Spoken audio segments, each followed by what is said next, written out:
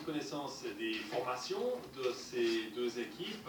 Du côté de Chelsea, c'est à peu près ce qu'on attendait. Pas de grosse surprise proposée là, Pablo, par José Mourinho. Excepté peut-être le très jeune joueur qui est le joueur néerlandais numéro 16, Marco van Ginkel. Derrière, c'est costaud. Hein. C'est costaud. On a David Luiz qui déjà a prouvé malheureusement contre balle sur le dernier match de la demi-finale de l'Europa League. Et puis des joueurs très expérimentés comme Ivanovic et puis comme Cole. Hein, ce sont des joueurs qui ont 150 matchs de Champions League, ça c'est clair.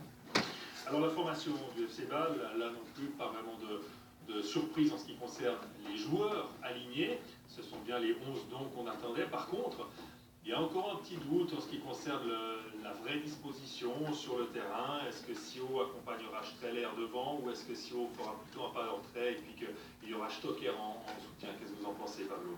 Alors, ce qui est assez sensationnel pour une équipe suisse qui aujourd'hui du FC Bâle, tout comme vous, je ne suis pas forcément certain qu'on assiste à un 4-4-2 de base en ligne, mais je pense qu'il y a quelque chose qui me surprend tout de suite, c'est qu'il y a un maximum d'atouts offensifs.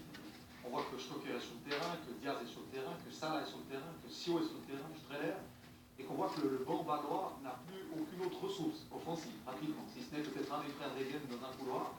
Donc on voit bien les intentions là déjà de Mourad Yakin, qui va grandement défendre la chance du FC Bâle, c'est le désir, parce que c'est une équipe avec beaucoup d'audace qui va certainement affronter Chelsea.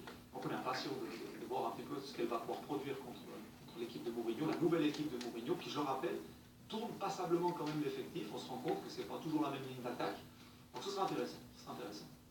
Et puis juste un petit mot sur deux joueurs, deux des acteurs ce soir. Samuel Eto'o, le Camerounais, qui est revenu à Chelsea, qui retrouve José Mourinho après son intermède russe, pas forcément très réussi. Eto'o, c'est le fer de lance de l'attaque et c'est également le relais de l'entraîneur un peu sur le terrain. C'est un homme important.